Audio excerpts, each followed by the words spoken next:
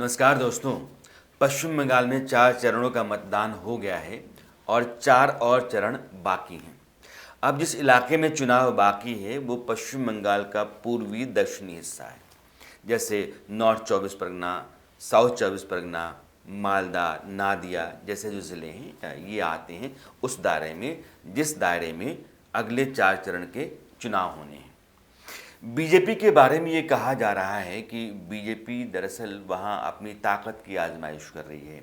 बहुत बड़ी फौज उतारे हुए है, संघ के लोग हैं, बीजेपी के लोग हैं, अलग अलग राज्य सरकारें जो बीजेपी की हैं उनके लोग हैं, केंद्र सरकार के लोग हैं।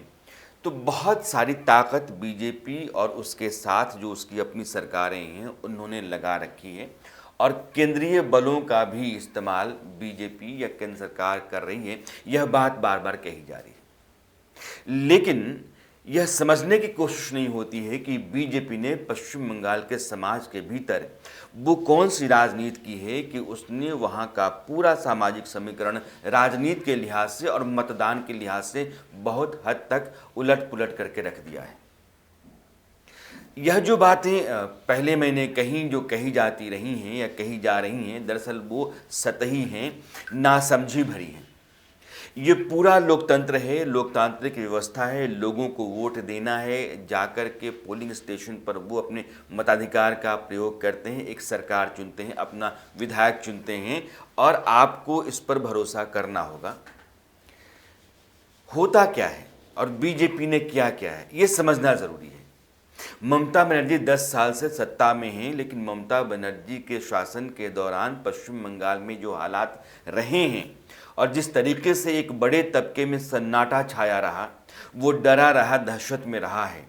एक अलग तरह की फ़ौज जिसको आप गुंडों की फ़ौज कह सकते हैं, वो अलग अलग हिस्सों में दबंग की तरह काम करती रही, वो हावी रही समाज के ऊपर।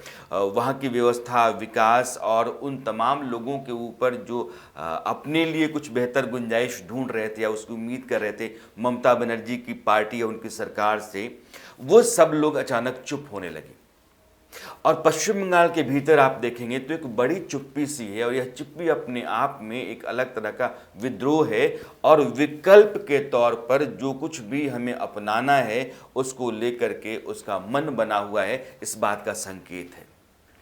आज मैं सिर्फ एक ही कम्युनिटी या समुदाय की बात करना चाहता हूं जिसको हम दलित समुदाय कहते हैं। पश्चिम बंगाल में मुसलमानों के बाद यह सबसे बड़ा वर्ग है। 27% मुस्लिम समाज के लोग हैं वहाँ पश्चिम बंगाल में और 23 लगभग 23.5% दलित समुदाय है। इन दलित समुदाय में राजवंशी और मतुआ ये दो अलग अलग जो जातियाँ हैं। मतुआ जाति नहीं बल्कि एक समुदाय है, एक पंथ है, लेकिन मैं जाति मान लेता हूँ। जाति ही आज की तारीख में है और उसी तरीके से उसकी राजनीति भी होती है। तो राजवंशी और मतुआ इन दोनों से दलित समुदाय का एक बड़ा वर्ग तैयार होता है।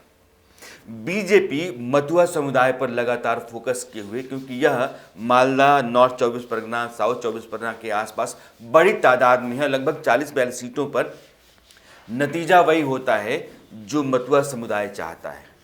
वैसे एक आंकड़ा कहता है कि पश्चिम बंगाल में जो दलित वर्ग है वह वहाँ के लगभग 127 विधानसभा सीटों पर अपनी पकड़ रखता है। 9 ज़िले ऐसे हैं जहाँ 25% के आसपास दलित समुदाय की आबादी है और 6 ज़िले ऐसे हैं जहाँ 15 से 25% आबादी है और यह वोट बहुत होता है, यह डिसाइडिंग वोट हो सकता है।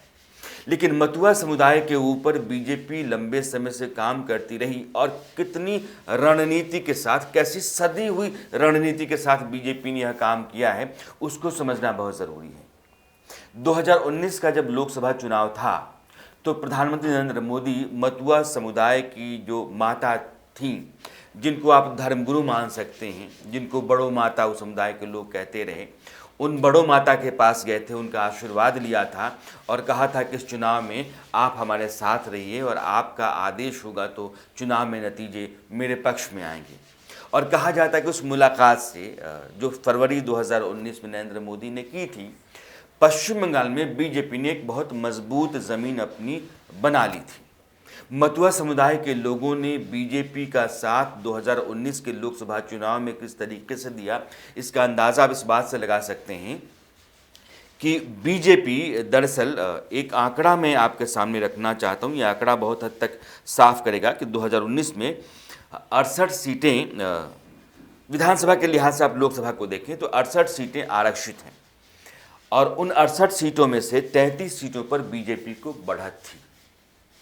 लोकसभा सीटों के दायरे में जो विधानसभाएं आती हैं, अगर लोकसभा नतीजों को विधानसभा के नतीजों में तब्दील करके देखें तो 68 आरक्षित सीटों में 33 सीटों पर बीजेपी को बढ़त थी, जो कि ठीक पहले 2016 के विधानसभा चुनाव में एक भी सीट पर बीजेपी को बढ़त नहीं थी। 2016 का नतीजा जो था वो पूरी तरीके से टीएमसी के पक्ष में था। लगभग 50 सीटें आरक्षित जो सीटें हैं पश्चिम बंगाल में 68, उनमें से टीएमसी के पास थी और 10 सीटें लेफ्ट के कब्जे में थीं और 8 सीटों पर कांग्रेस के उम्मीदवार जीते थे। बीजेपी के हिस्से में कुछ भी नहीं था। लेकिन पिछले 3 साल में बीजेपी ने बहुत मेहनत की है और एक रणनीति के तहत बहुत सोच समझ करके उसने काम किया है मतुआ समुदाय को अपने पक्ष में करने की खातिर। अगर मतुआ समुदाय साथ में आ जाता है तो दलित समुदाय का एक बड़ा हिस्सा, यूँ कहिए कि मतुआ समुदाय चूँकि दलित समुदाय की अगुवाई करता है तो उस पूरे 23.5% हिस्से को आप अपने साथ जोड़ सकते हैं। और आज की तारीख में सच्चाई ये है कि दलित वर्ग जो पश्चिम बंगाल का है उसका बहुतायत 70 से 75% बीजेपी के साथ खड़ा हुआ है। तो 2019 का जिक्र मैंने किया। इस बार जब पश्चिम बंगाल में चुनाव शुरू हुए तो 27 तारीख को नरेंद्र मोदी बांग्लादेश के दौरे पर थे। बांग्लादेश अपनी आज़ादी की 50वीं सालगिरह मना रहा है और शेख मुजीबुर रहमान जो उस आज़ादी के नायक थे उनकी जन्मशती भी है। इसी मौके पर बांग्लादेश गए थे। 27 तारीख को ओराकांडी में थे।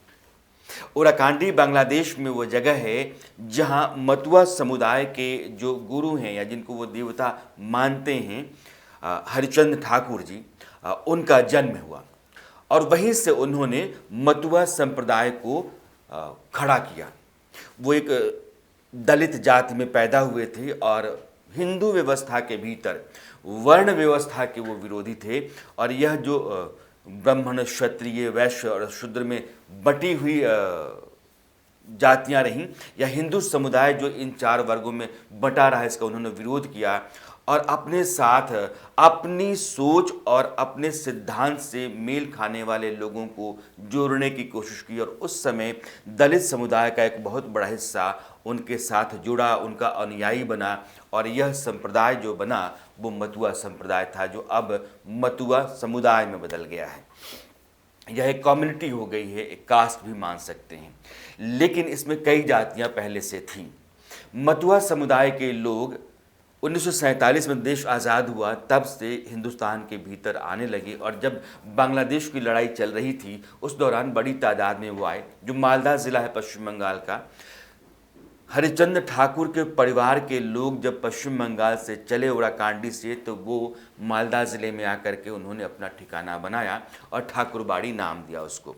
एक बड़ा शरणार्थी शिविर था और अपने समुदाय के आने वाले लोगों को वहाँ जगह देते गए और धीरे धीरे आबादी बड़ी होती चली गई।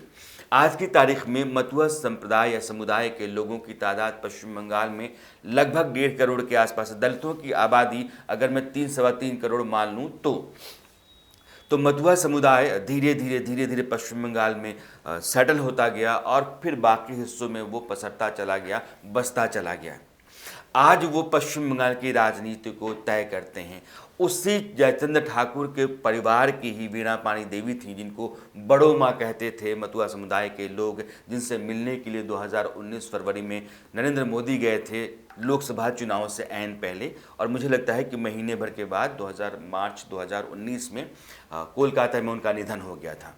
लेकिन यह समुदाय बहुत संगठित है और बहुत पहले वो लेफ्ट के साथ अपने आप को जोड़ के रखा क्योंकि उसको अपने हितों को बचा के रखना था। पश्चिम बंगाल में आए हुए बांग्लादेश के लोग थे, शरणार्थी की हैसियत से था, इसलिए हिंदुस्तान की ज़मीन से बेदखल ना कर दिए जाएं।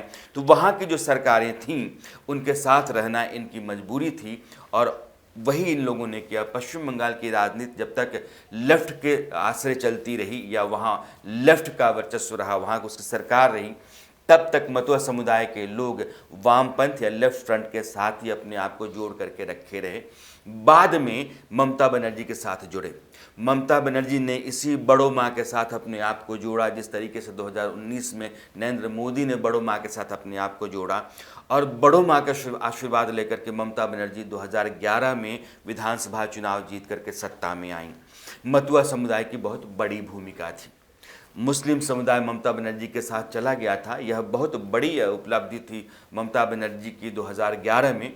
लेकिन लेफ्ट के मुकाबले ममता बनर्जी के पास जो वहाँ का जातीय समीकरण था वो खड़ा हो गया था, और यह उनकी जीत की का सबसे बड़ा कारण था। ममता बनर्जी की अपनी लड़ाई, वो सिंगूर की लड़ाई, नंदीग्राम की लड़ाई, उस लड़ाई को खून खराबे की शक्ल तक पहुंच जाने के बाद भी ममता बनर्जी लगातार लड़ती रहीं, लोगों के लिए जूझती रहीं। सिंगूर से जो फैक्ट्रियां थीं टाटा की वो चली गईं। नंदीग्राम से सालेम ग्रुप चला गया, और धीरे धीरे ममता बनर्जी पश्चिम बंगाल की सत्ता में दाखिल हो गई 2011 के विधानसभा चुनावों के बाद। लेकिन लड़ाई उनकी 2007 से चलती रही। मतुआ समुदाय पर मैं फिर लौटता हूँ। मतुआ समुदाय की ममता बनर्जी की सत्ता में आने में बहुत बड़ी भूमिका रही, और 2019 के लोकसभा चुनाव में अगर वहाँ की 42 सीटों में से 18 सीटें बीजेपी के हिस्से में आईं, तो मतुआ समुदाय का रोल आप बहुत मजबूत और अहम मान सकते हैं। इस बार बीजेपी ने मतुआ समुदाय को जोड़ा है, और अभी जब प्रधानमंत्री लगातार आज भाषण दे रहे थे, रैलियां कर रहे थे, बहुत भीड़ है, और उस भीड़ के बीच में उन्होंने जो कुछ भी कहा, अगर उसके बीच से आप मायने निकालना चाहेंगे तो वो वहाँ के दलितों को लेकर के आज अपनी बात कहते रहे कि ममता बनर्जी और ममता बनर्जी के लोग दलितों को डराते हैं, उनको गालियाँ देते हैं। ममता बनर्जी के लोग शरणार्थियों की नहीं सुनते, वो उनके लिए कोई अहमियत नहीं रखते।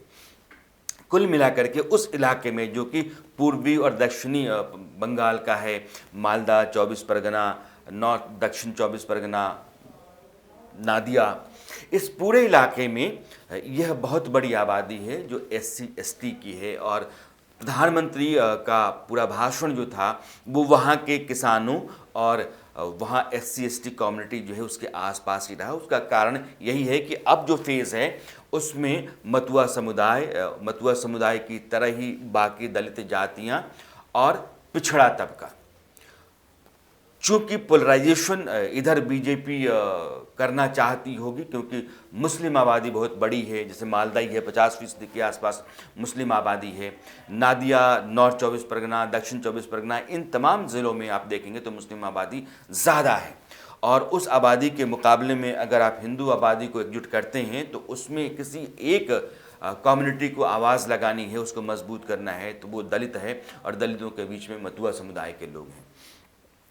तो लेफ्ट को छोड़ करके जैसे ही मतुआ समुदाय TMC के साथ जुड़ा, ममता बनर्जी सत्ता में आई, और अब वो मतुआ समुदाय ममता बनर्जी को छोड़ करके बीजेपी के साथ आया, क्योंकि बीजेपी ने CAA के जरिए उस मतुआ समुदाय के बीच में यह उम्मीद पैदा की कि आने वाले दिनों में आप भारत के नागरिक हैं और नागरिक की हैसियत से आप रहेंगे। वोट देने का अधिकार उनको पहले से है, लेकिन नागरिकता नहीं थी, अब वो नागरिक भी हो जाएंगे। यह जो उम्मीद है, उसी उम्मीद को ज़िंदा रखने की कोशिश बीजेपी बार बार कर रही है, और उसी उम्मीद को और मजबूत करने की खातिर नरेंद्र मोदी ने बांग्लादेश की यात्रा की। ओराकांडी गए, हरिचंद ठाकुर की जन्मभूमि पर जाकर के वहाँ प्रणाम किया और बोला कि भारत के करोड़ों लोगों की तरफ से मैं मतुआ संप्रदाय या समुदाय के धर्मगुरु या उनके देवता ओराकांडी में आकर के, तो उनका जो जन्म स्थल है ओराकांडी, उस हरिचंद ठाकुर का, वहाँ आकर के मैं सब पूरे भारत की तरफ से नमन करता हूँ, प्रणाम करता हूँ। और यह वहाँ से मैसेज यहाँ था, यहाँ के मतुआ समुदाय को, जिस पर ममता बनर्जी ने ऐतराज़ किया था कि दरअसल वो पश्चिम बंगाल से नहीं, माफ़ कीजिएगा, बांग्लादेश से नहीं, बल्कि पश्चिम बंगाल की राजनीति में दखल दे रहे हैं बांग्लादेश में जाकर के। यह एक तरह का राजनीतिक या चुनावी रैली रही है उनकी, जो ओराकांडी में उन्होंने प्रधानमंत्री ने की है। खैर, अब बात जो है मतुआ समुदाय के आसपास बीजेपी की आकर ठहर गई है, और मुस्लिम कम्युनिटी पूरी तरीके से TMC के हिस्से में है। मतुआ समुदाय और बाकी हिंदू कम्युनिटी को बीजेपी पोलराइज करने की कोशिश में है इन बाकी 4 फेजेज़ में।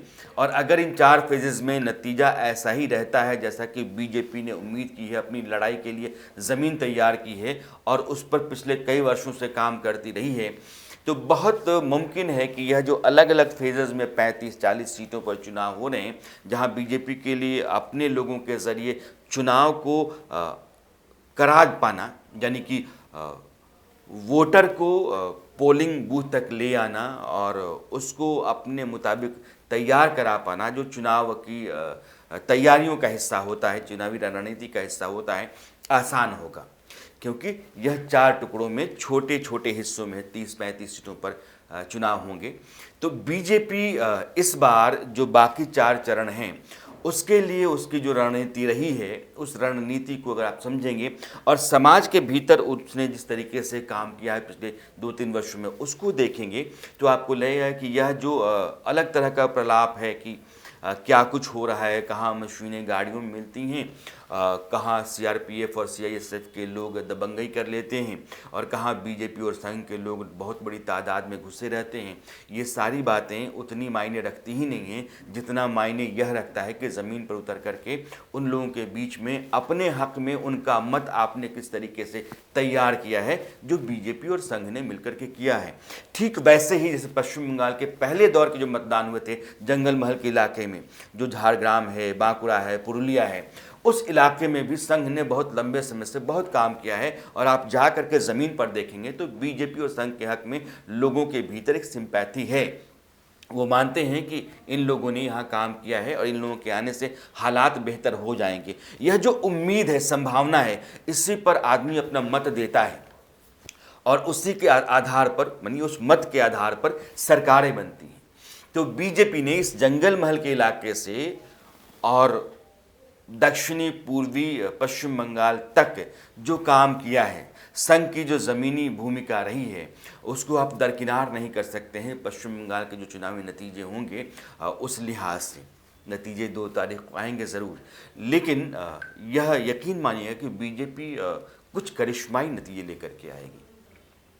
आज के लिए इतना ही। मुलाकात मेरी और आपकी कल फिर होगी। मसला कोई नया होगा, मुद्दा कोई नया होगा। तब तक के लिए नमस्कार।